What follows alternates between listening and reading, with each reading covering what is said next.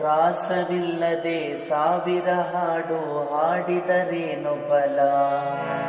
ಪ್ರಾಸ ಮಾಡದೆ ವಕೀಲ ವೃತ್ತಿ ಮಾಡಿದರೇನು ಫಲ.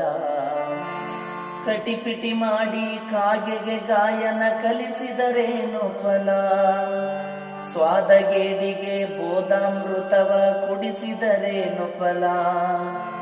ಕತ್ತಿಯ ಕೊರಳಾಗ ಮುತ್ತಿನ ಹಾರ ಹಾಕಿದರೇನು ಫಲ. ಊರ ಹಿರೆತನ ಹೀನ ಮನುಜಗ ಕೊಟ್ಟರ ಏನು ಫಲ. ಪ್ರಾಸವಿಲ್ಲದೆ ಸಾವಿರ ಹಾಡು ಹಾಡಿದರೇನು ಫಲ. ಪ್ರಾಸ ಮಾಡದೆ ವಕೀಲ ವೃತ್ತಿ ಮಾಡಿದರೇನು ಫಲ. ಪ್ರಾಸ ಮಾಡದೆ ವಕೀಲ ವೃತ್ತಿ ಮಾಡಿದರೇನು ಫಲ.